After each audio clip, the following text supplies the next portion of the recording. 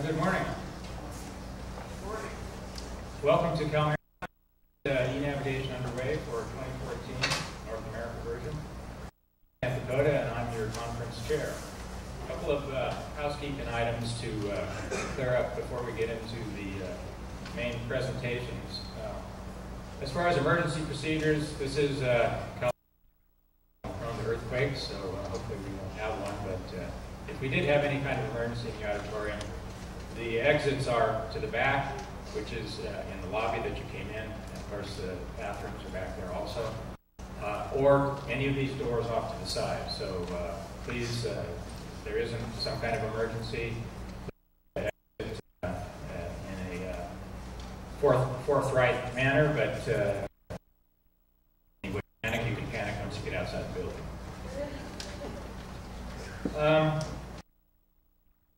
Other announcements, the spouse program, those leaving the spouse program for San Francisco, you're going to be meeting right after the Admiral's welcoming speech. So please, those going on the spouse program tour to San Francisco, just after the Admiral's speech, get up and meet outside in the lobby. Parking permits. This is a CSU campus, and we have very strict parking regulations, and we need to have everybody with a parking permit. If you came early and did not get a parking permit, please stop by the registration desk during the coffee break or sometime today. They will not be ticketing today because they understand that some people came in early and didn't get their parking permit, but please make sure you got that. Tomorrow they will ticket you. So that wouldn't be a very good welcoming, but they will do that. And lastly, your Wi-Fi access for all visitors is listed on the back of your name tag.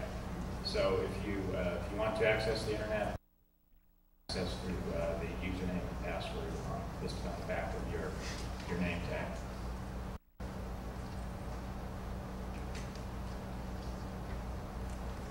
So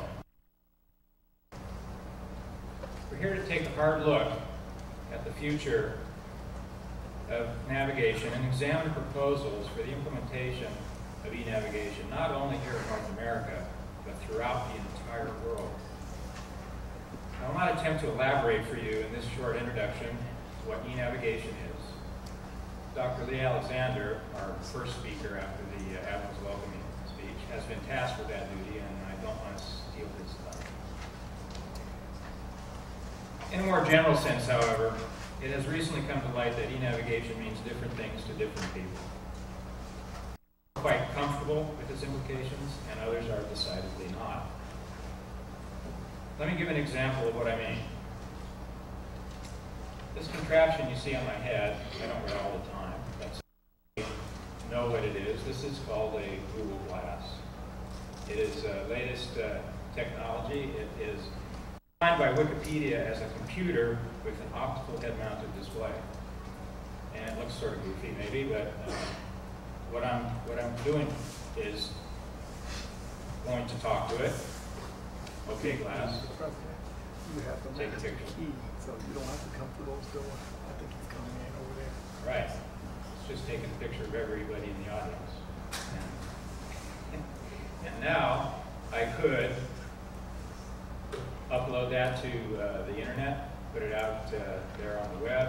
I could, and I just as easily could have been taking a video of everybody here as I came up to the podium. And it could be uploaded to YouTube or whatever. No, that's not comfortable. How many people here would feel comfortable or uncomfortable with that? Good? Okay. No? Yeah. Good. But it seems like some a violation of your privacy, invasion of your privacy. And perhaps it is in some regards. Very controversial device at this moment, for that and other reasons. Although eNavigation is much more than just a newfangled technology like glass, it makes many people similarly uncomfortable. And it's uncomfortable enough for me right now that I want to take it off.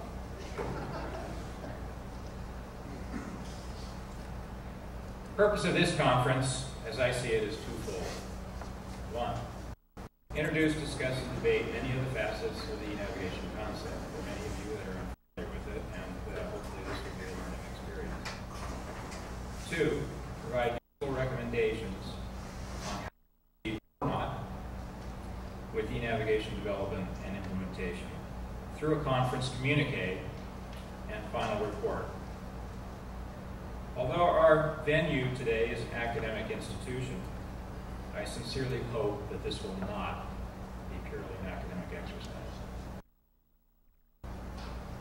I will cut my my speech a little short here. I want to leave time for the more interesting presenters and what you're going to have as the conference goes on.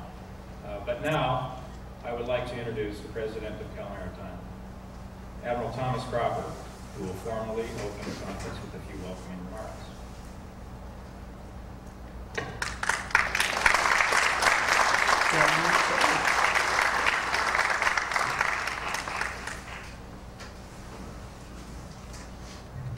Good morning. Well, Sam, thank you for those great opening remarks. And on behalf of our faculty, staff, and the Corps of Cadets, welcome. And welcome to California. Welcome to Vallejo and San Francisco.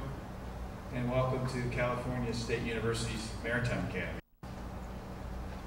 Most of you know this, but Cal Maritime is the only U.S. state academy on the Pacific, and we serve the 5 Pacific maritime states. So during your stay here, I invite you to walk around this beautiful campus and to meet over 1,000 cadets from Washington, Alaska, Oregon, Hawaii, and the great state of California.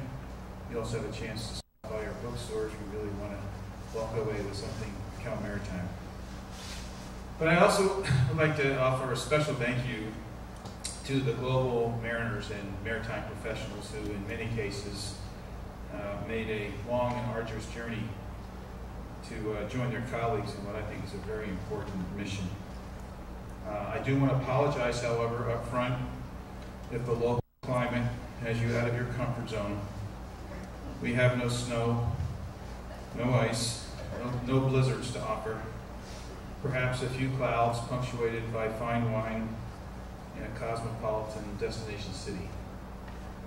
And your conference chair, Sam Pacoda, and his world-class teammates have really set a nice agenda that I trust will allow you to enjoy the hospitality of the Bay Area when you're not deeply engaged in the proceedings of the conference. So should you have any need throughout the next 2 days, please ask any Cal Maritime staff member for assistance. I'm especially pleased that many of the world's finest mariners and maritime practitioners have joined with educator counterparts to discuss and debate the future of electronic navigation, its promises, its limits, its challenges, and its rewards. The aim of the conference, as Sam described, like many others that have preceded it, is to advance the art of navigation, safe, reliable navigation, throughout the maritime profession and associated communities. Electronic navigation, in its many emerging forms, will have substantial impact on the way mariners move through the oceans, bays, and rivers of the world. In some way, the introduction of what some think is a new form of navigation will have revolutionary safety effects, far outpacing the introduction of things like standard lighting schemes. That's what I don't like, that little noise. Radar I don't navigation, know if it's beeping. global positioning systems. You know, mariners have been introducing technology into their profession for millennia. From sextants to chronometers. That was technology. All the way to GPS receivers, the general path to improvement has revolved around applying that latest technology to particular tasks or part tasks of navigating. So whereas a sextant helped determine position, it really was a past position. And you couldn't really tell your course or heading compass. And the chronometer comes along and helps determine longitude, which was of very little help in knowing your instantaneous speed. And so we had a chip log. Even your modern GPS receiver, though it provides highly accurate position and speed information, does nothing for collision avoidance and limited visibility. So it's really not each piece of the technology, it becomes fusion, and it's the real-time fusion of all that information and more that is presented in a manner that requires minimal interpretation and near zero calculation that can dramatically improve safety for mariners. It can also lead to a highly efficient marine transportation system, enhanced bottom lines in a competitive global shipping market.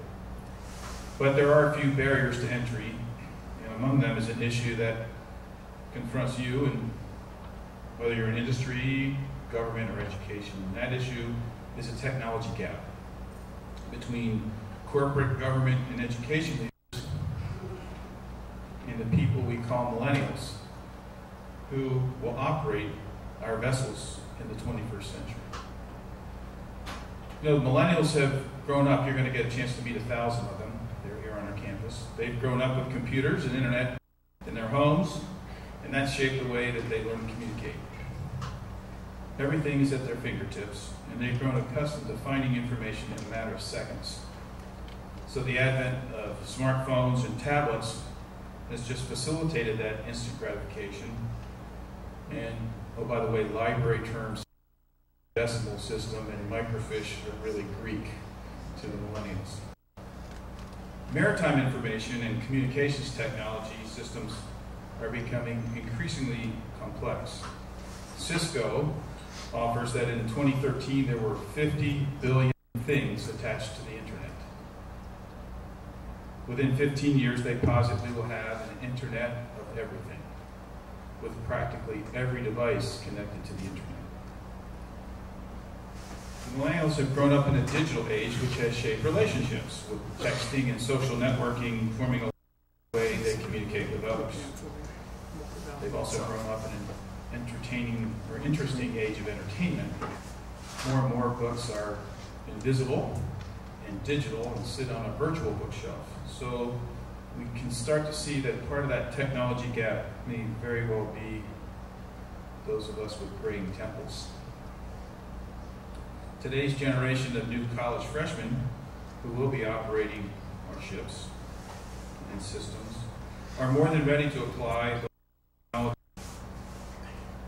Yet they're being guided by a generation who may be less comfortable and less proficient and perhaps even less trusting for technology. I can imagine Columbus not trusting that chronometer.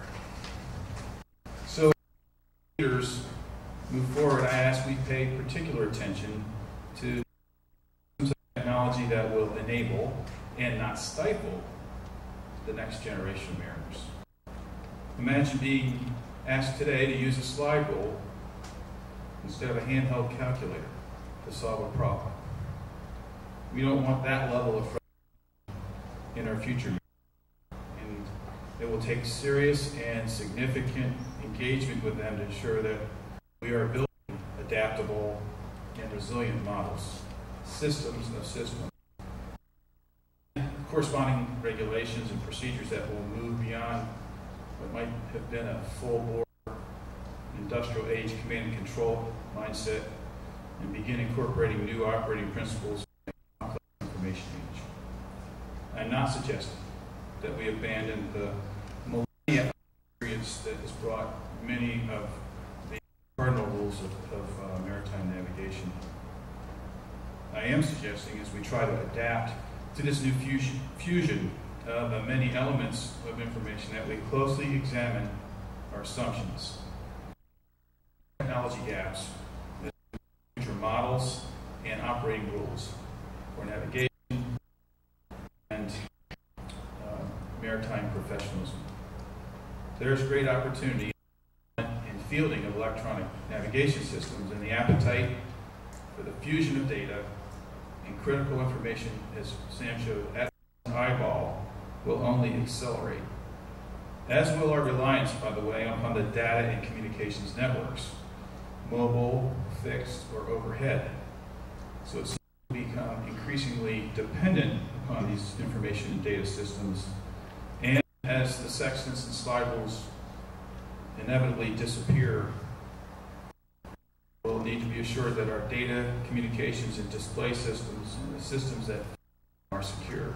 This means that cybersecurity in the maritime will be essential to eNavigation. I don't think that's on our agenda, but it's certainly not because there are strategic implications, principally in the lifeblood of the maritime trade, that demand our attention. eNavigation, it presents great opportunities. Safer ship navigation and operations, more efficient routing, better utilization, greater market competitiveness for shipping lines. It brings challenges in developing systems, processes, procedures, techniques that fully utilize the skills and talents of a tech-savvy and information age-oriented cohort of millennials who will soon staff our maritime in the imperative to protect the data, information, and communications upon which they depend. So there are superb opportunities and tough challenges. And getting the answers right is absolutely essential, because the introduction of this new technology will have greater than ever before. That's the challenge set before this conference. I wish you all the best as we set sail for a very interesting future. Thank you.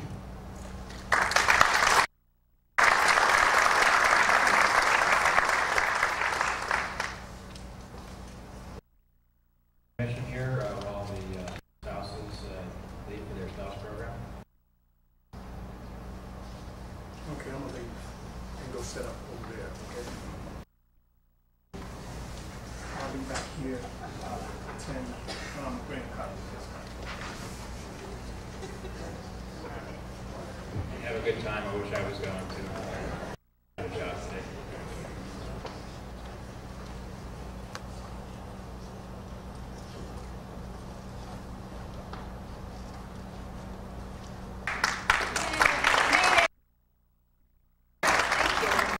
Good morning, everybody, and I'm California. If I could ask our first three speakers to come and join me. But as you can see, it's a little bit